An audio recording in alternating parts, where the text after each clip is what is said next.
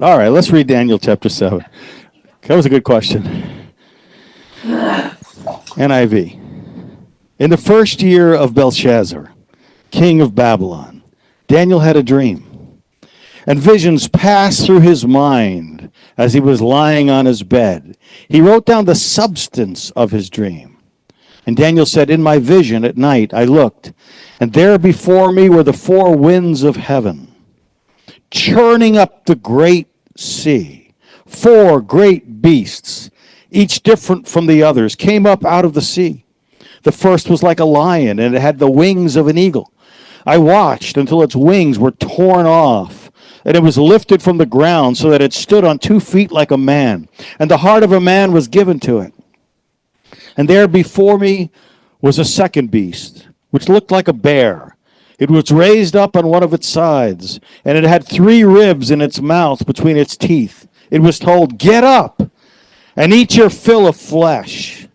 After that I looked, and there before me was another beast, one that looked like a leopard, and on its back it had 4 wings like those of a bird.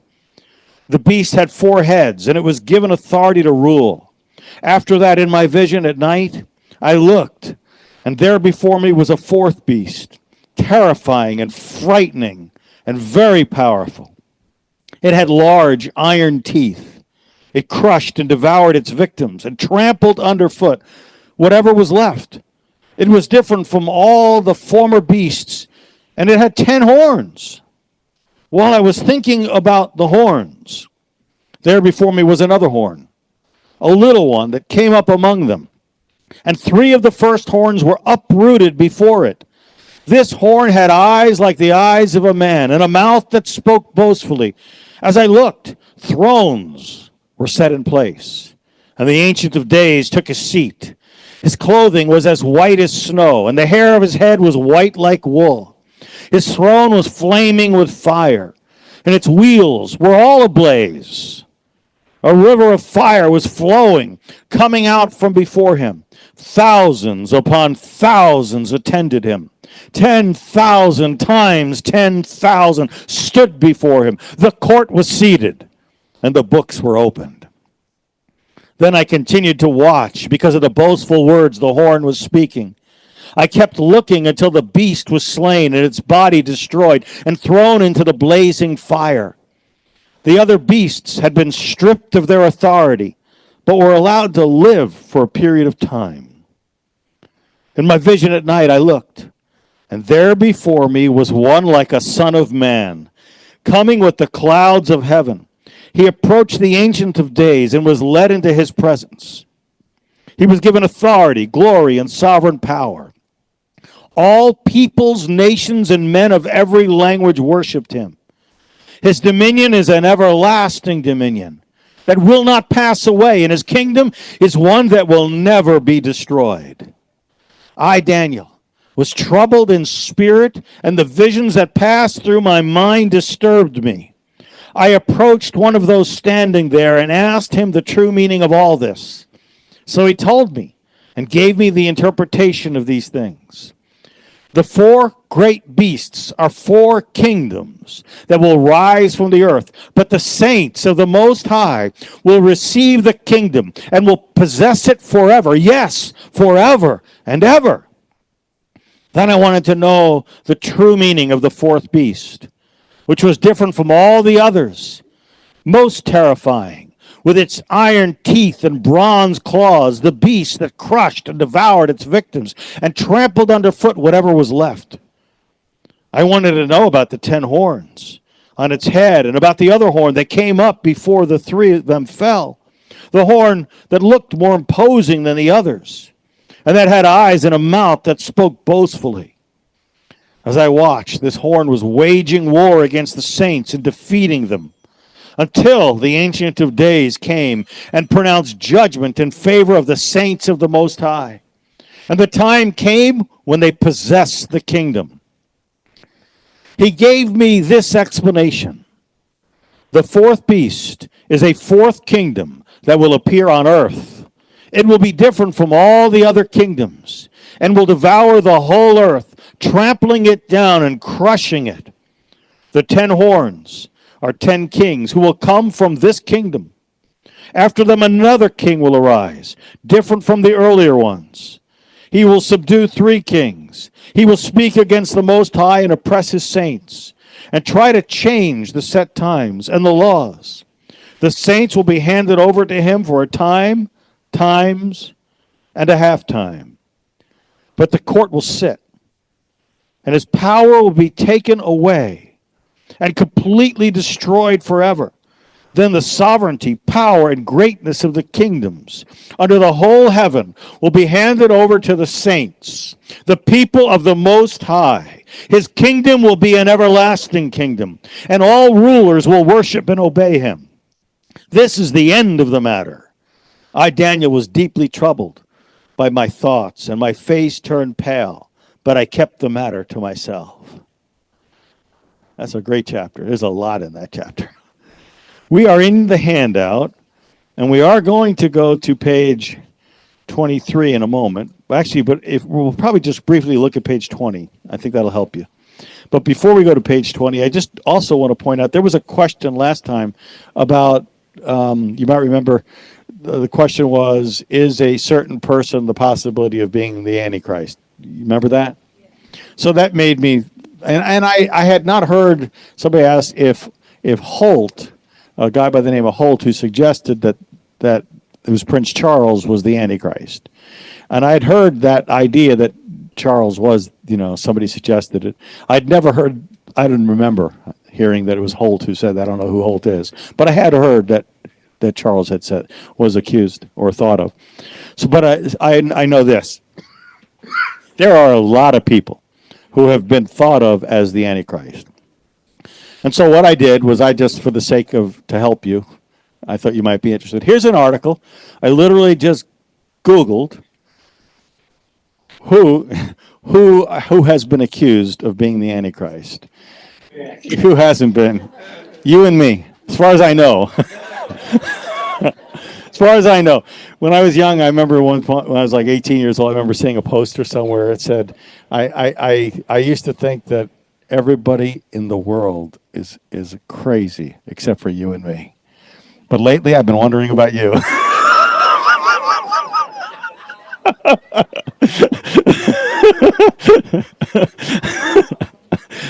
But there's a lot of people who have been accused.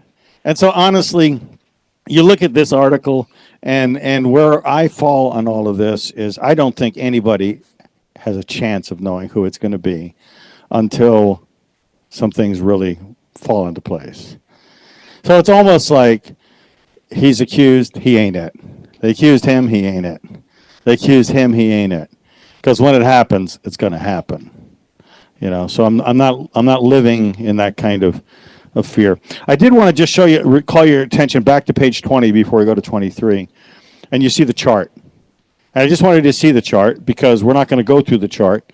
But I wanted to just point out, because last time we kind of did, and we just saw how the first beast, the lion, fits with the vision that Nebuchadnezzar has in chapter 2, and it's the head of gold, and it's Babylon.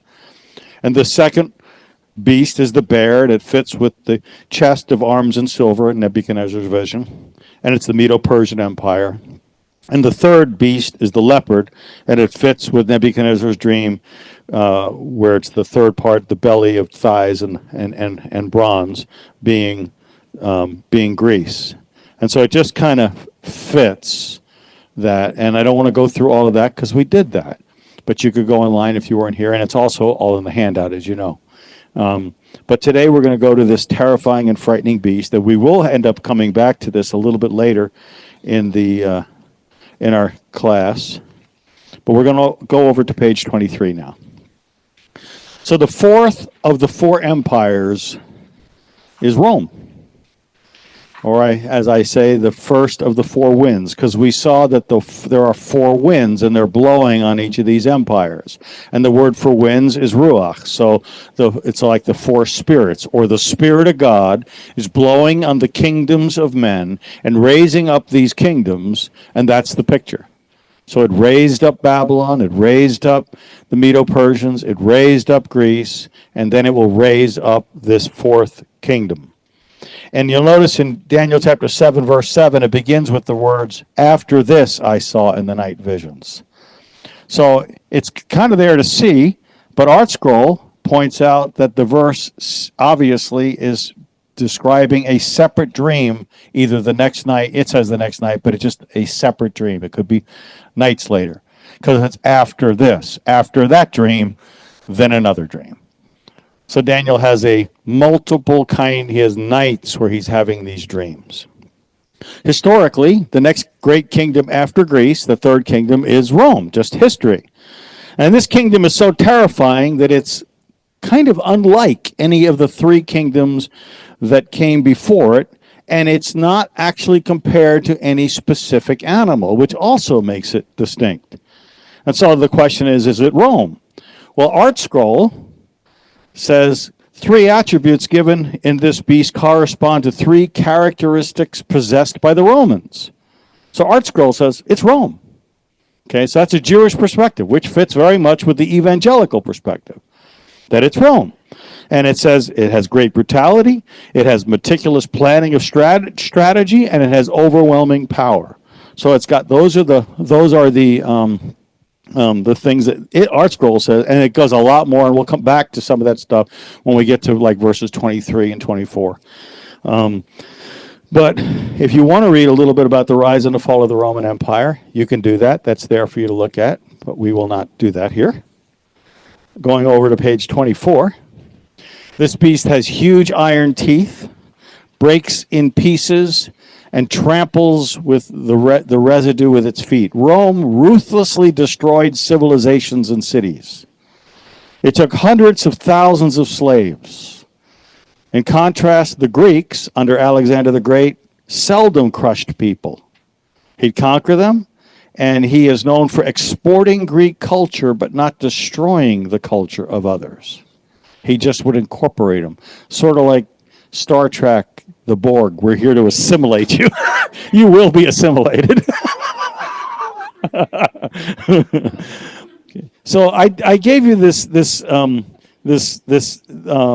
slaves and freemen, and I made it smaller because I thought I didn't want to take up all that paper. And then today I looked at it, I thought I'm going to take up the paper.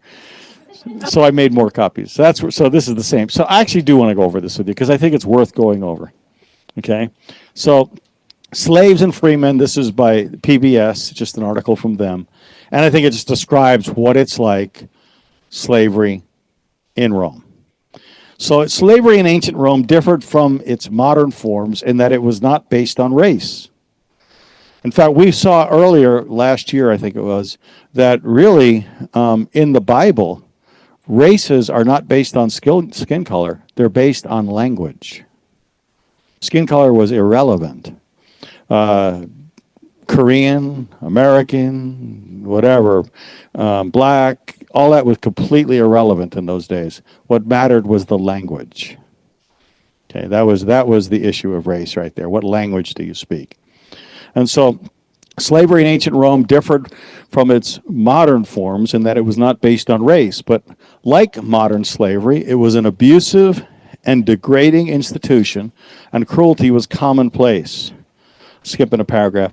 Slaves in Rome might include prisoners of war, sailors captured and sold by pirates, or slaves bought outside the Roman territory. In hard times, it was not uncommon for desperate Roman citizens to raise money by selling their children into slavery.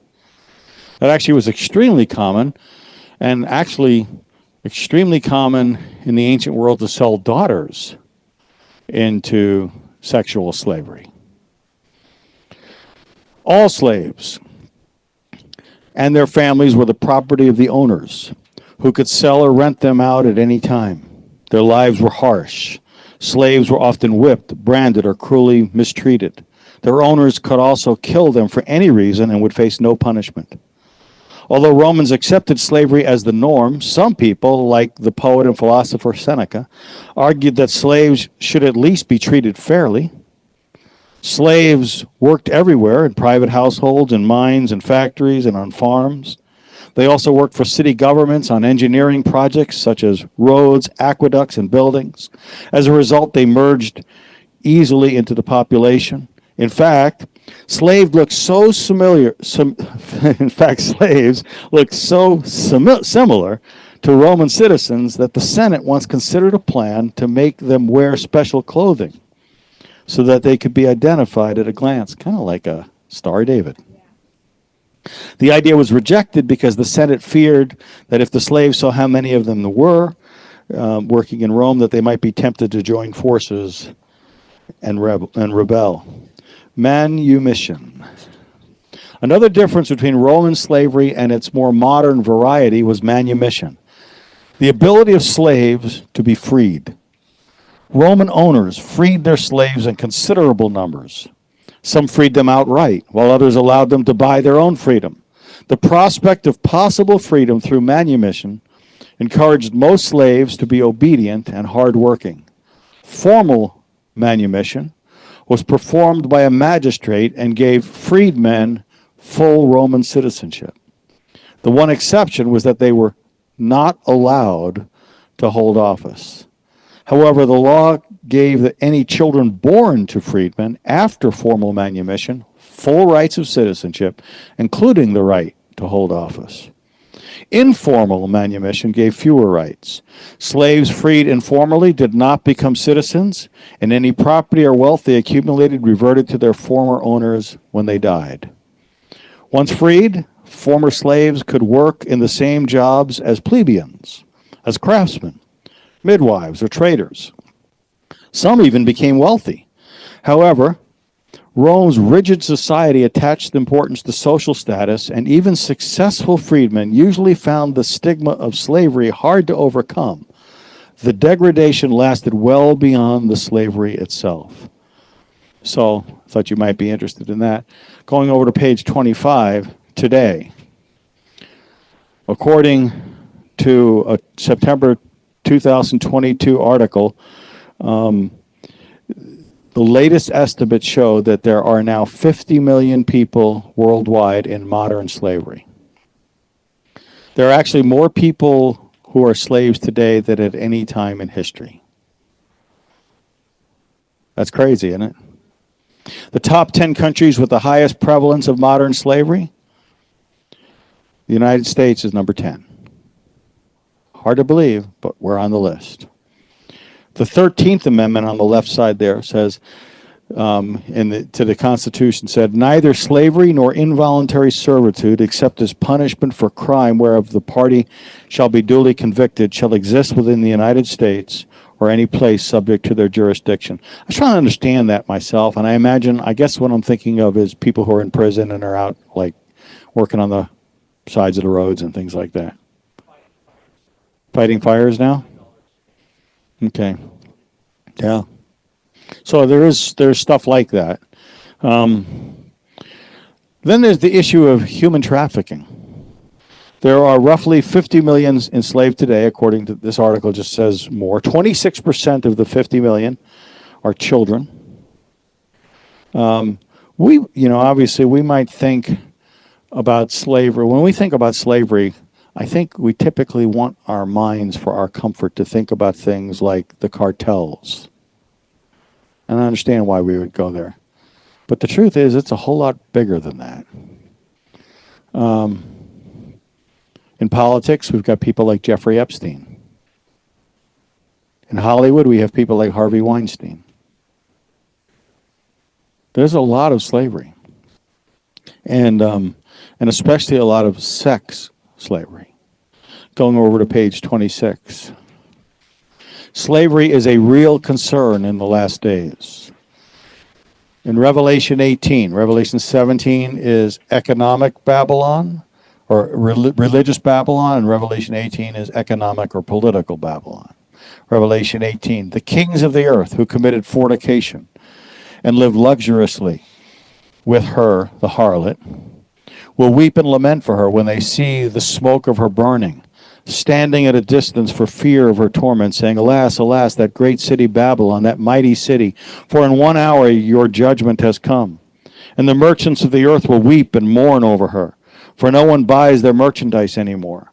merchandise of gold and silver, precious stones and pearls, fine linen and purple, silk and scarlet, and every kind of citron wood, every kind of object of ivory, every kind of object of the most precious wood, bronze, iron, and marble, and cinnamon and incense, fragrant oil and frankincense, wine and oil, fine flour and wheat, cattle and sheep, horses and chariots, and bodies and souls of men. So political Babylon will be crushed in Revelation 18, just before the Lord returns in Revelation 19. And when that government is brought down, as it's happening, the rest of the world will think, there goes our whole economic system. Imagine if the United States was completely obliterated right now. What would be the impact on the world economy? And that's the picture there. Okay, so this fourth beast has 10 horns. The beast, or the Antichrist of the last days, will have 10 horns. Revelation chapter 13, remember me saying Daniel is the key to understanding Revelation.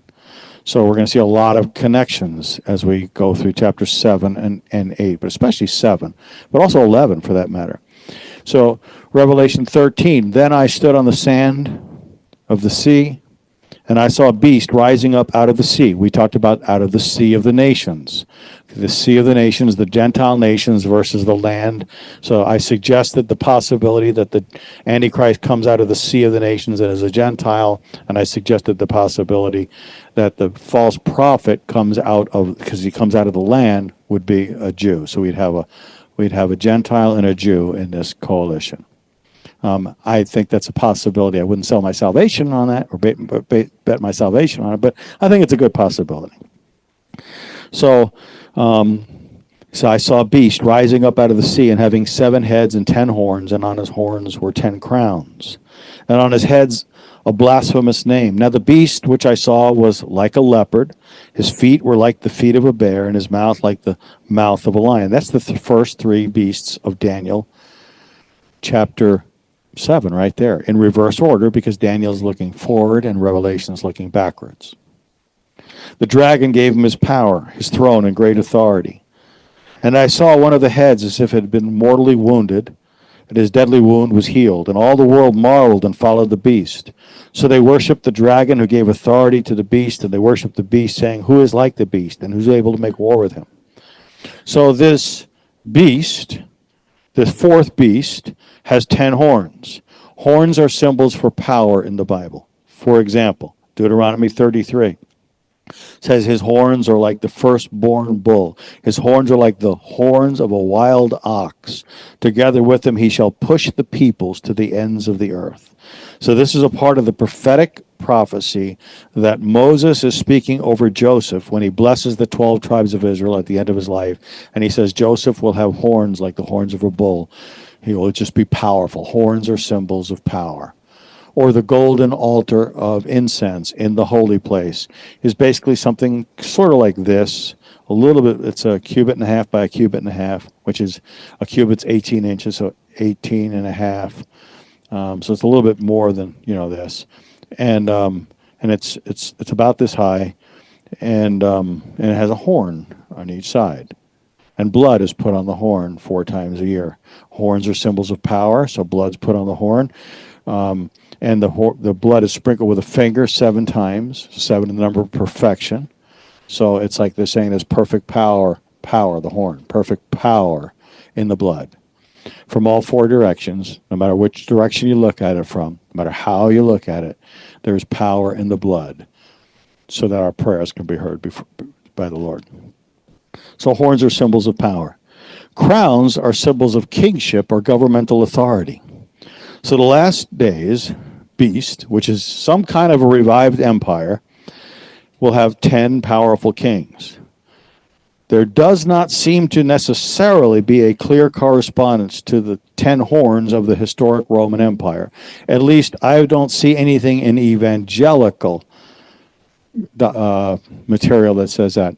I will say, and I'll bring it out when we come to verses 23 and 24, that ArtScroll in Jewish theology does see something in the historic Rome for these 10 horns. So that is kind of interesting. We'll do that when we get to verses 23 and 24. on page 27. In Daniel 7, then, Daniel dreams of 4 beasts. The first is a lion. It represents Babylon. Babylon is destroyed by the Medes and the Persians. The second beast is a bear. It represents the Medes and the Persians. The Medes and the Persians are conquered by the Greeks. The third beast is a leopard. It represents Greece. Greece is conquered by Rome. The fourth beast is a terrifying and frightening beast with 10 horns. That beast is the beast which is ruling the world when the Ancient of Days, Yeshua, takes his throne to rule the world in Daniel 7, verse 9. But Rome was never conquered. It fell from within. But Daniel chapter 7, especially verse 11, is a picture of the fourth beast being judged or conquered by the Ancient of Days. So this suggests, this is where people get the idea that there must be a revived Roman Empire because it was not conquered by the Ancient of Days. It literally just died. And so, therefore, the thought is it will rise again so that it can be crushed when Yeshua comes back. Daniel chapter 7, verse 11, I watched them because of the sound of the pompous words which the horn was speaking. That is obviously the same person in Revelation chapter 13, verses 5 and 6. And he was given a mouth speaking great things and blasphemies. And he was given authority to continue for 42 months, which is, by the way, exactly 3.5 years. So the phrase time, times and a half time, which we read a little, and we'll see a little later in this chapter, time, times and a half time. Time would be like, say, from 1 year. Times is plural, so 2 years, and a half time would be a half a year, so it'd be 3.5 years. So if you read the book of Revelation and you don't have Daniel, you will think that there are 3.5 years or 42 months, because the book of Revelation will, like for example, here mention 42 months in chapter 13, verse 5. It will also mention time, times, and a half time, and will also mention 1,260 days. Again, exactly 42 months of 30 days apiece. But when you read Daniel, you'll realize, no, it's actually going to be, because of Daniel 9, when we get there, you'll see it's actually going to be 3.5 years followed by 3.5 years. Daniel is the key to understanding Revelation, and you're starting to see that. Okay, so the 10 horns may mean that 10 individual nations will come together to make up the revived Roman Empire, or it could mean that there will be 10 regional governments that will comprise it. That is what Van Impe used to say. Currently, there are 27 countries in the European Union. So that kind of thought probably does not work. It could be, linguistically, or other ways. And it could be also 10 king or emperors within Rome. So there are ways to make it work. So it could. So we can't know exactly how to piece all this together, but we'll look at it more thoroughly when we get a little later in the chapter. But it does seem to describe this process of development, like this kingdom, this fourth kingdom is developing. Okay? If you look at Daniel chapter 7, like for example, in verse 8, while I was considering the horns, there was another horn, a little one, coming up. So it's developing, it is growing, before whom the first 3 horns were plucked out. So there's this process. So there is this process that's going to go on. It's not like, here it is, but rather it's a process. According to Van Impe, Walvoord, so Van Impe is obviously, you all know who that is. He went to be with the Lord a few years ago. John Walvoord is obviously the most famous eschatology, last days teacher within the Baptist movement. And Luther. And many others, all considered the little horn to be the Antichrist. This person will be a person who has the eyes of a man and speaks boastfully. So on page 28, Daniel 7, 21 through 22, says, as I was watching, the same horn was making war against the saints and prevailing against them until the Ancient of Days came, and judgment was made in favor of the saints of the Most High, and the time came for the saints to possess the kingdom. So the little horn then starts off small. It starts off little, and it grows in size. Sonsino also says that this little horn is Antiochus Epiphanes. So I tend to think that that's what Sonsino is going to say, because, and Jewish theology is going to say it, because they don't want to consider what Jesus said. Because Jesus directly says in Matthew 24, verse 15, I didn't put it in our handout, but he actually said, when you see the abomination of desolation spoken of by Daniel the prophet, standing in the holy place, let those who are in Judea flee. So he says in Matthew 24:15, when you see what Daniel said, he's looking at it in the future. Obviously, Antiochus Epiphanes is 165 years before Jesus. So we have another reason to believe there is this resurrected kind of thing. And what happened with Rome and what happened with these kingdoms is all pointing towards what's going to happen. Does that make sense? Okay, so Daniel 7:21 clearly depicts the little horn as a ruler who is overcome at the last day's judgment of God. For example, Revelation 13:5 and 6, and he was given a mouth speaking great things and blasphemies, and he was given authority to continue for 42 months. And he opened his mouth in blasphemy against God, to blaspheme his name, his tabernacle, and those who dwell in heaven. Daniel 11, then the king shall do according to his own will, and he shall exalt and magnify himself above every god. And he shall speak blasphemies against the God of gods, and shall prosper till wrath has been accomplished, for what has been determined shall be done. He shall regard neither the God of his fathers, nor the desire of women, nor regard any God, for he shall exalt himself above them all. But in their place he shall honor a God of fortresses, that's power, a God which his fathers did not know, and he shall honor with gold and silver, with precious stones and pleasant things, and he shall act against the strongest fortresses with a foreign god, which he shall acknowledge and advance its glory, and he shall cause them to rule over many and divide the land for gain.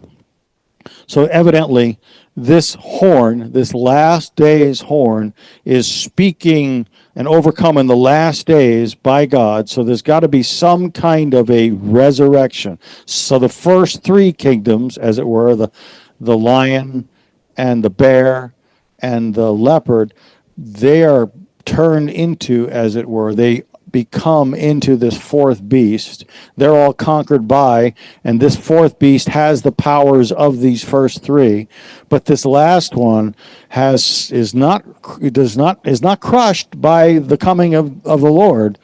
But it looks like what's going to happen is, and it would explain why there's feet in Nebuchadnezzar's dream made of, not the legs are of iron, the fourth beast, but the feet are iron and clay. So there's this resurrected kind of thing in the last days. That's the picture there. So Van Impe said that the revived Roman Empire would grow past 10 nations to 13 and then drop back down to 10. Okay, Van Impe was just brilliant in so many things, but obviously he is wrong on this because the European Union grew to 27 so far that we know of. It could also be that the Antichrist will entirely conquer 3 nations or regions, which will then become one of the 10. This Antichrist, or this beast, this little horn, is going to have the eyes like the eyes of a man. Now, eyes suggest people's desires, like you might say to a kid who's eating chocolate cake, his eyes are bigger than his stomach. All right? So the desires.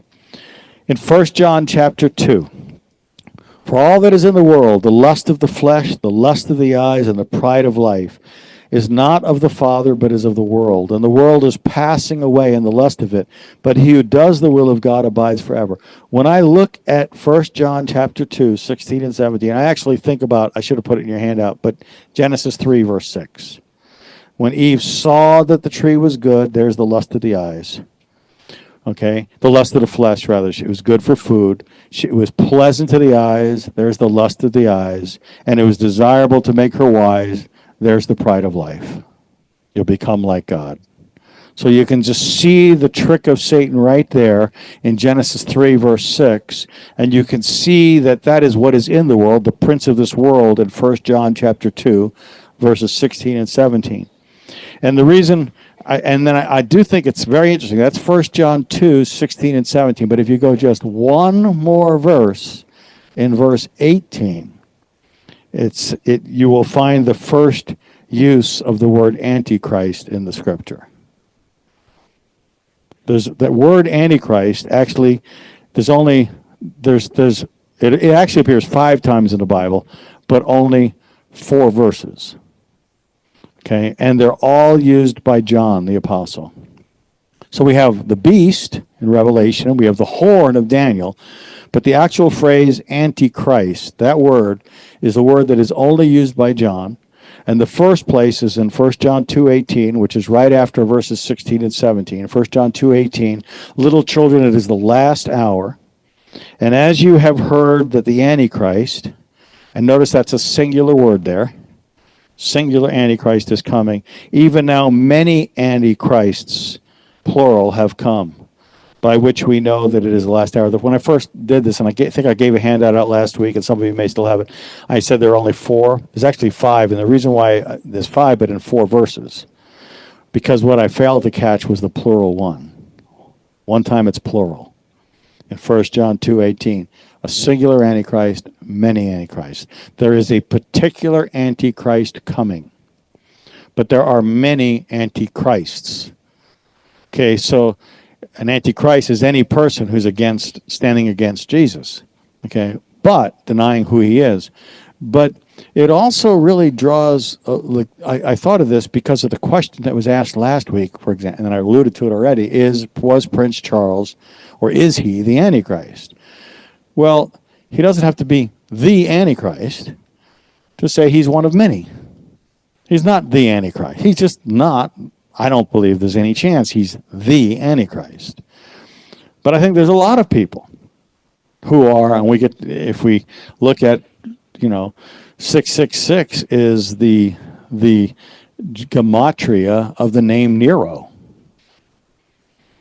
So Nero is a really good option for John to be thinking of when he thinks about the Antichrist, because his name actually adds up in gematria to 666. And obviously Hitler, right?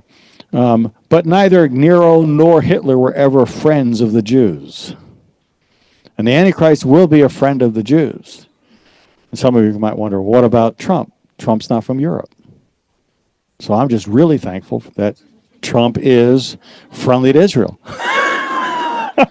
Okay, so that's where I'm at. Because he's the most friendly president for Israel that we've had. I don't even know who you compare him to. Truman was very friendly towards Israel, and so was Nixon. Those are the ones who really stand out. Roosevelt, Franklin, FDR was one of the worst for Jews. Well, you had a question? Thought?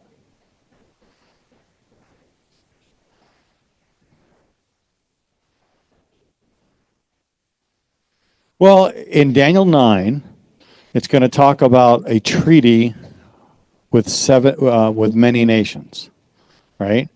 And in the middle of that treaty, he will proclaim himself to be God, and he will desecrate the temple. That's in Daniel 9. We'll look at that. So, obviously, the treaty is going to include Israel, right? So, but in the middle of it, he turns against Israel. So that it strongly says, it seems to me to be more than a suggestion, that he's standing with Israel at the beginning of that 7 years, and in the middle of it, he turns against them. Does that make sense? So, but I don't think there's any way that no, he's not Trump, and he's not Obama.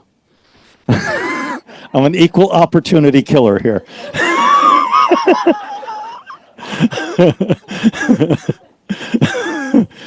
Now, if we want to talk about Biden, we can have a whole other discussion. But no, I'm sorry. All right. So, okay. So, and then in 1 John 2:22, who is a liar? But he who denies that Jesus is the Christ, he is Antichrist. By the way, the word Antichrist in Greek, the word is Antichristos. So obviously, Christos is Christ. And so in Greek, if you want to say something is the opposite, you could say like anti, or you could just put the letter A, the in front of it. So if you put just the A in front of it, that's the same as an anti. So in other words, this is a person who's trying to take the place of Christ. And Jesus said, in the last days there will be many who will say, I'm Christ, Matthew 24.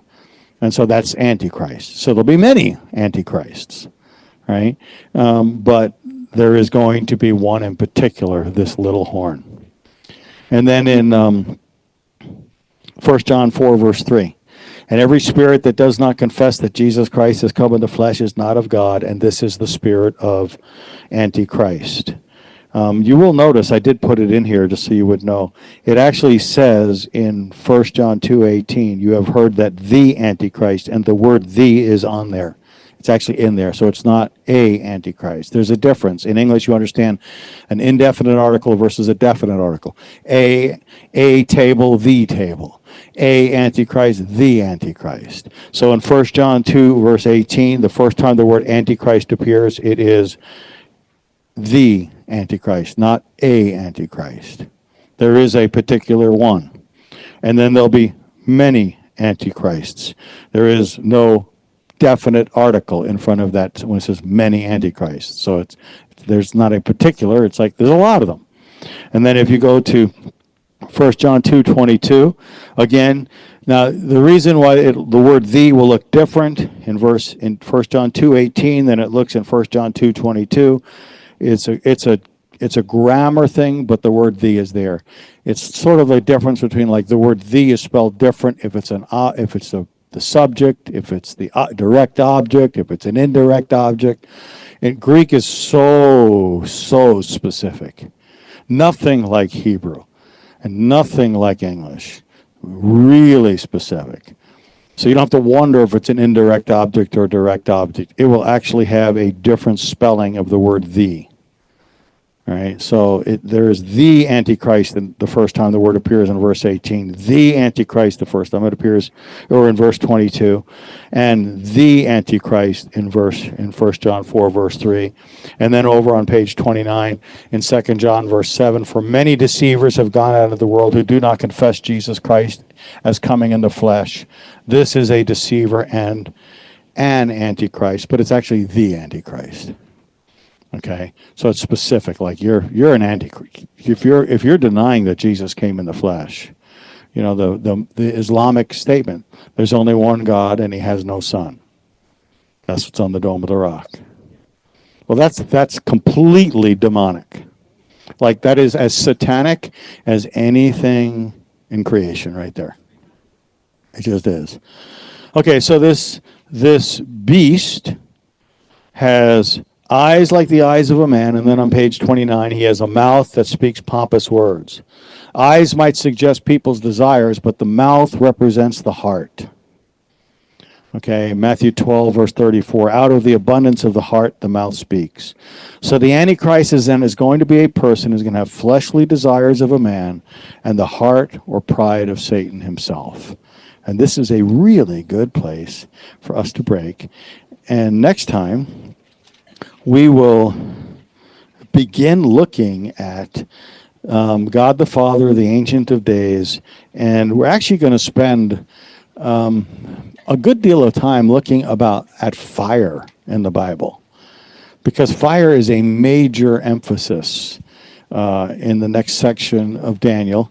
And then after we're done with that, the next thing we'll look at, it's one of my favorite things in the book of Daniel, is the whole topic of the Son of Man, because that's a big deal in Daniel. And so that's coming also. And it's a big deal to Jesus. He claimed that's his favorite self-titled description for himself.